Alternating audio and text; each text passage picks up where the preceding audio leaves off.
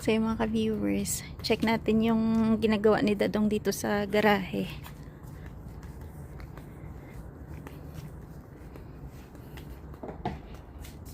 Ayan.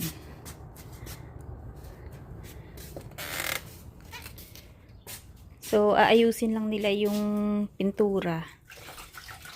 Hindi naman ganun ka kinis talaga yung gagawin. Ano lang, tinanggal lang yung mga kalawang. Tapos, i-spray mo pa. Spray lang, retouch lang yung... Retouch lang yung mga natuklap. Kasi sa kalumaan ng sasakyan, ayan o, mga natuklap na. So, nilihan nyo to. Ano pa na? Sa likod kami. Ah, ayan, may mga natuklap.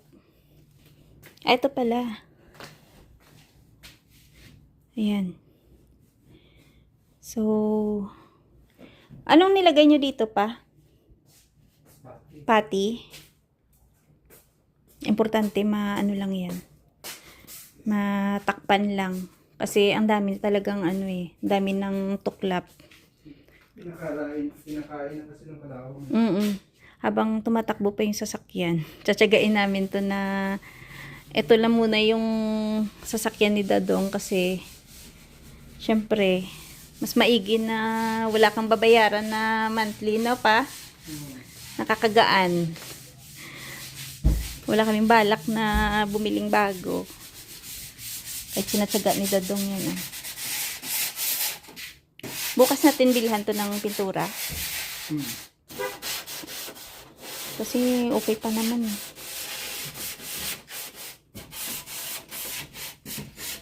Ay, yung pala, yung ano dito. Wow, may tumitira na. Siyempre! Tapos ito, buti na lang, napansin nila yung parang pinaka-hinge niya. Ayan. Malutong na pala yan. So, muntik nang bumagsak itong salamin. Buti na lang, naagapan nila. So, papalitan na lang. Eh, ganun talaga. Pinapakita ko na tinatsaga namin yung luma naming sasakyan. Diba, Dadong? Kasi wala kami pambiling bago. Hindi naman kailangan pa sa ngayon kasi tumatakbo. Wala kami pambiling bago, kaya tsagain namin yung lumang sasakyan. Ano na bagong F-150? F-150 ba? Wala kami pambayad, Mike. Baka ikaw gusto mo. Wala tayong pambayad sa F-150. Dito tayo sa walang monthly. Kaya agapan na lang kung ano yung pwedeng palitan. Ha? Nagliha ako ng 120 dyan. Tapos inulit ko siya ng 1,000 kasi yung mayroong yung mga corner niya medyo makapal. Maganda na rin to pagka natapalan na yung mga bugal-bugal pa, no?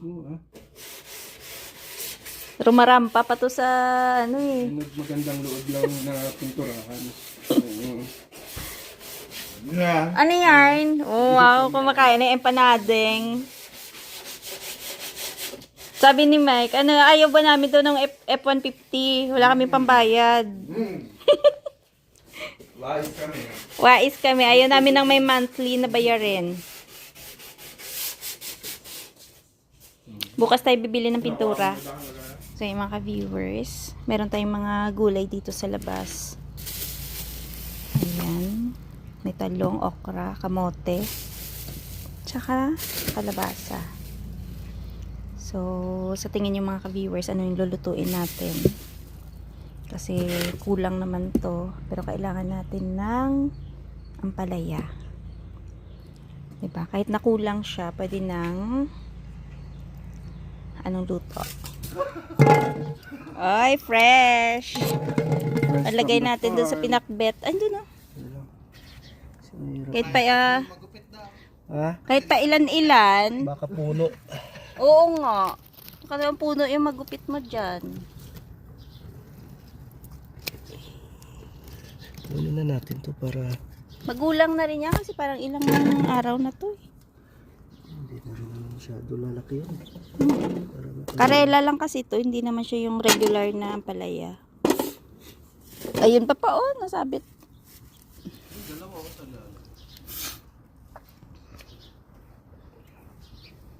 Takot siya kasi pa. Oh, di ba? Ang dami. Ayun pa sa taas. Huwag yung maliliit ha. Yeah. Kahit pa paano, di ba? Meron tayong pangpakbet. Okay na yan pa. Ito, sige na lalapit. Di ba maalat? Ay, maalat. Mapait na. Carry na yan. Kamatis din sa loob. Oaks na yan. Kuha tayo ng kamatis. Ayan. Ayan oh. Pwede ng ano to mga 2 linggo. Kung naglalabas sa background. Well, may ano po dyan, may naglalaba, may nagsasampay. Malambot itong dalawa. Province life. Yung mga eggplants namin, ayan, sa awa ng Diyos, ang daming dahon. Puro dahon. Puro dahon, ewan ko kung ano nangyari dyan. Mahina ngayon yung ating farming. Ano? Pailan-ilan. Panggisa.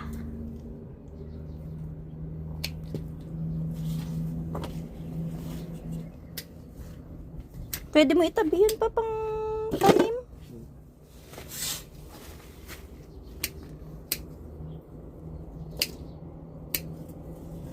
Up.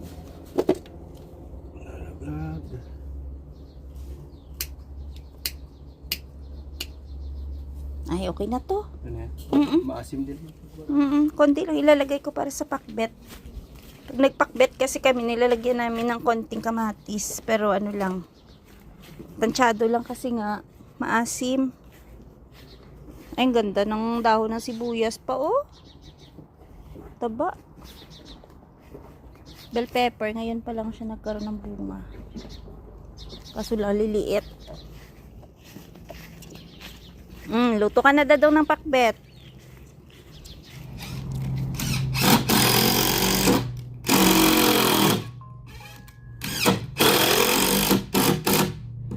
Ayan po, nagawa si Dadong ng board ng basketball. Tama ba? Basketball board. Nagpagawa lang sa atin. May nagpagawa lang sa kanya. Didikit lang ata yan sa wall, no? Sa grads. Garahe.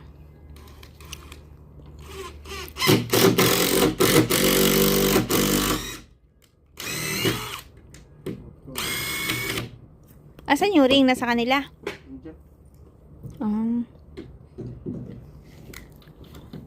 Yung pinakalikod. Ay, ganyan lang? Wala ibang support? Meron. Mm. Tapos,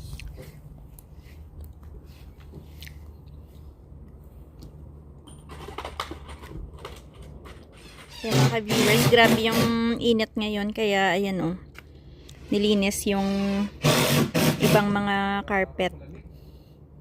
Oo nga. Ayan, mga carpet. Nilinis siya ng yung vacuum na ano, pang carpet talaga. So, mas mabilis siyang matuyo. Ito yung sa sala eh. Ay, malapit na matuyo pala to, oh.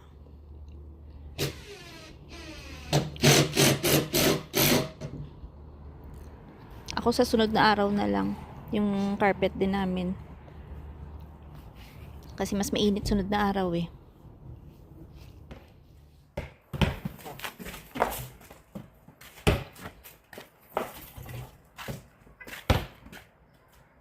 ito lang bola mo? Meron dun. Ang dami yung bola yan. Update ko lang yung sasakyan ni Dadong. Nag-spray na pala sila kanina. Ayan. So, para hindi nakita yung mga natuklap na pintura dito. Kasi nga, panay black na yung kulay. Unlike nung nakaraan na marami siyang mga patsi-patsi. At maraming kalawang nun. So, ayan o. Medyo gumanda na rin yung sasakyan niya. Ayan. May mga part na medyo kita pa yung mga kalawang. At yung mga natanggalan ng pintura. Ayan. Pero at least, parang wala na yung mga puti kasi nung nakaraan, yung mga natuklap na pintura. Nakita yung pinaka metal. Oh, ito pa pala, meron pa palang mga pati dito. Ayan, baka tinapalan ulit kasi medyo malalim nga yung tuklap ng pintura. Ayan. So at least, medyo umayos na yung itsura ng sasakyan. Ayan. Meron pang konti. Ayan, oh. Kalawang. Pero at least ano yan. Medyo maliliit na lang. Ayan. Nakaraan kasi to. Grabe yung kalawang dyan eh.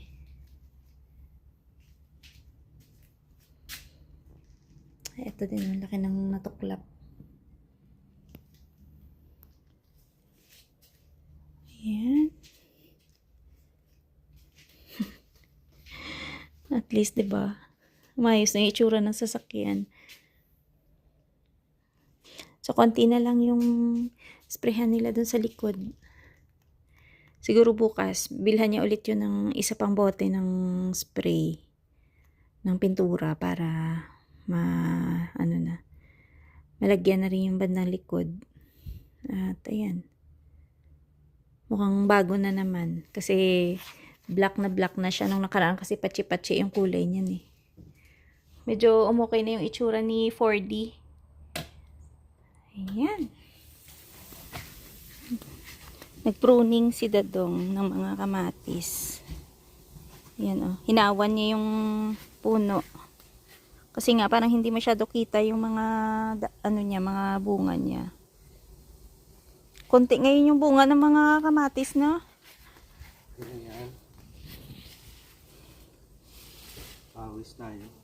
Papawis siya kasi may ubot sipon.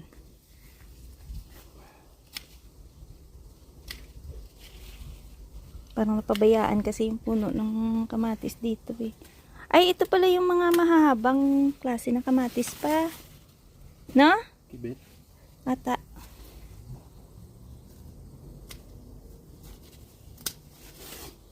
Tsaka nabibigatan na rin siya sa mga bunga niya. Tsaka sa natutumba. Kasi yung mga sanga na walang dahon, hindi naman kailangan yan eh. Ano kailangan, no? Pantukod. Medyo huli yung paglaki ng mga bunga ngayon. Biruin mo kalahati na ng August pero wala pa kaming napahinog sa malalaking kamatis.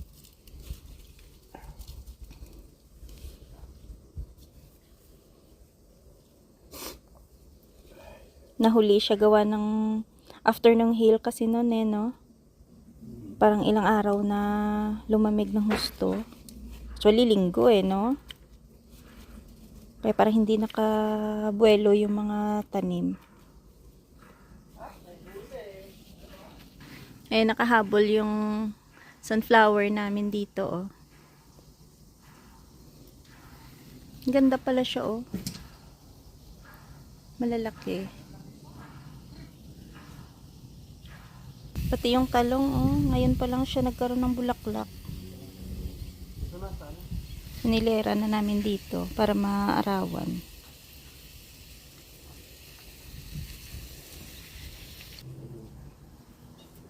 Sakto lang tong gulang ng kalabasa pagka nagkaroon na ng bunga yung talong. Hinantay, ano. Oo nga. Dadalawa yung nabuo.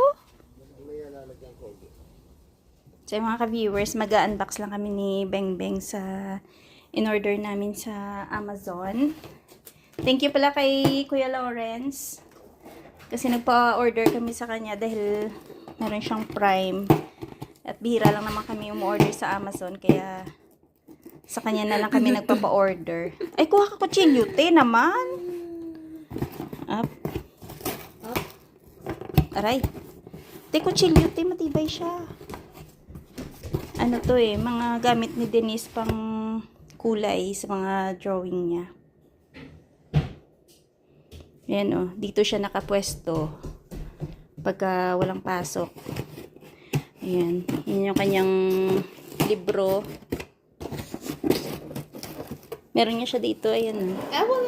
Yung mga ano lang yan, tinatry lang niya. Ayaw kasi ipakita, ang gaganda ng mga drawing eh.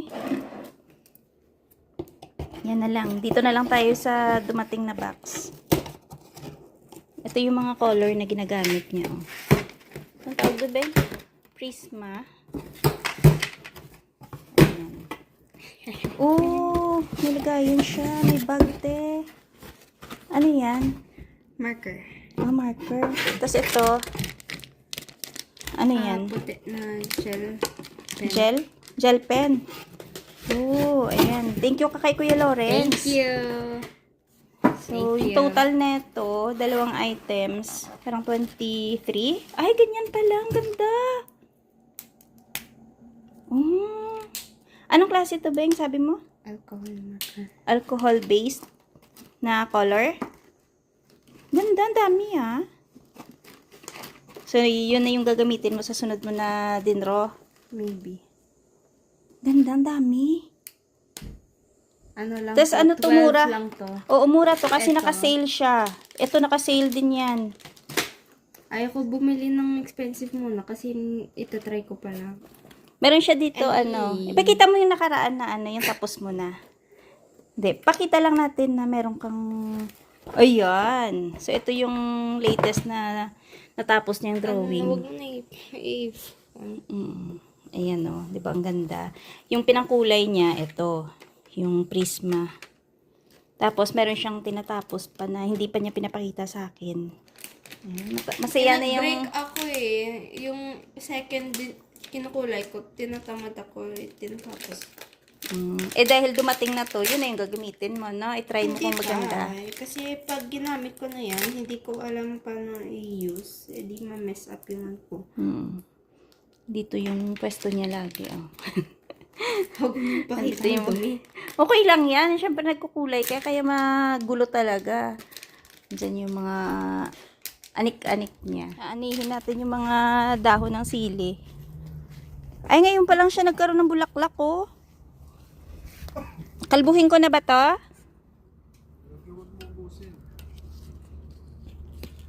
Part lang.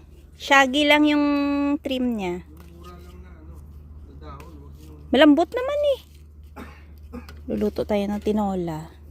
Para sa mga inuubo tsaka sinisipon. May pagganon pa eh, no? Ganda oh. Fresh.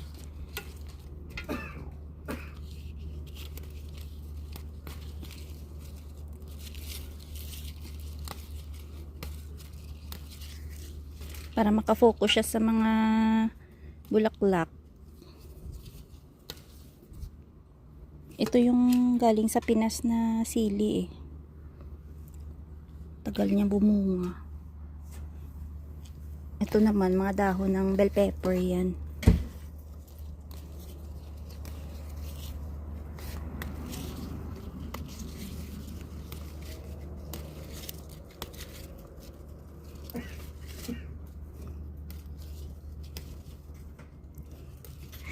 Up. Tago ito kay ano na to. Kalbo na.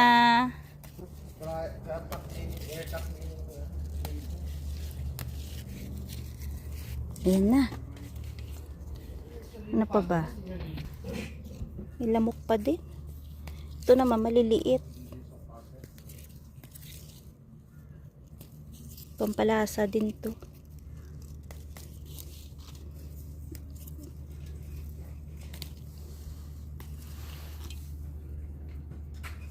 Maliliit.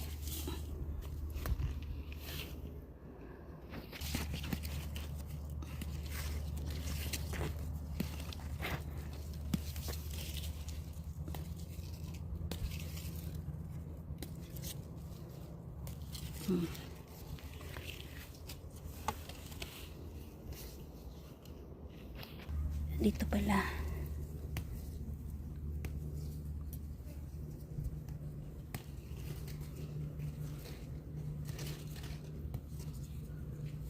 samantalahin ang dahon ng sili.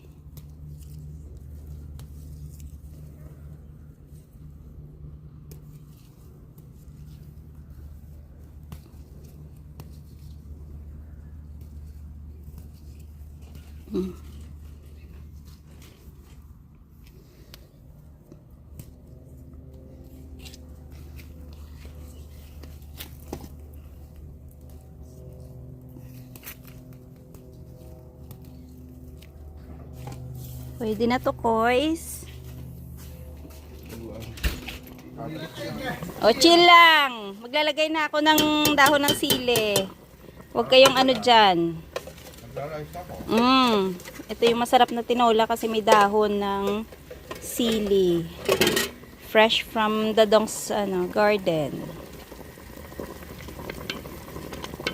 Bango.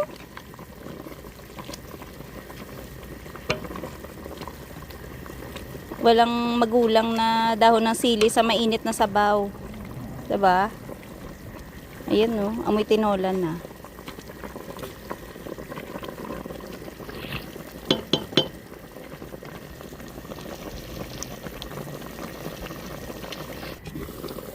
Ay, luto na.